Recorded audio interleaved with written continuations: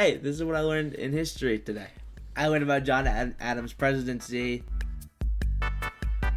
The major takeaway from the entirety of John Adams' presidency was that he sucked butt and nobody liked him. Truthfully, he was only voted in because he was George Washington's right-hand man, and that kind of just gave him the boost in the elections.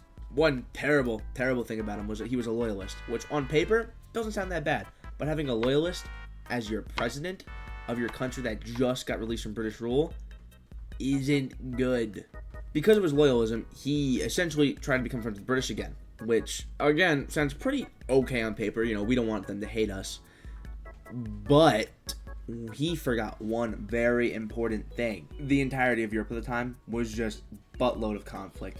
Everyone hated each other because Europe sucks. So when our great little BFFs, France, realized, hey, our buddies are trying to become friends with Britain, they get very, very angry at us to the point where they start attacking us and seizing our Navy ships, which is really bad. So because of this, not only are we now getting bullied by our toxic ex-Britain, but France is now also really, really bullying us. So we're now getting bullied by two of the largest nations in the world at the time as a new up-and-coming country, and we're also in the middle of just European conflict in general.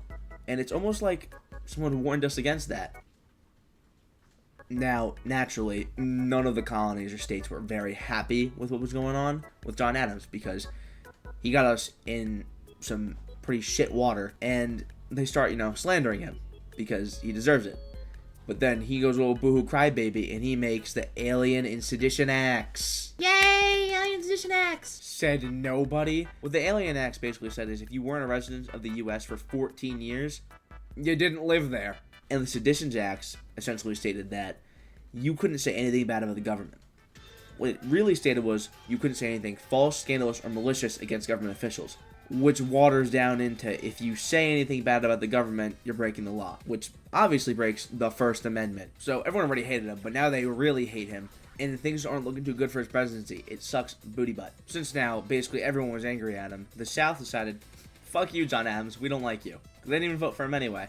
So now they draft something called the Kentucky and Virginia Resolutions. What the Kentucky and Virginia Resolutions basically said was, fuck you, government, you broke the Constitution, so we can too. And what they basically said was, we can nullify anything the federal government says. And this might cause problems? Them saying basically, fuck you, government, we hate you, kind of sounds like the Articles of Confederation, which, as we've seen, didn't work out at all. And this division of Federalists versus Democratic Republicans in the entire election kind of supports something called sectionalism, and it's almost like someone warned us against that. That was basically all I learned today. So I think at the end of the day, we can generalize all of this too. You see this? All of this boils down into fuck John Adams.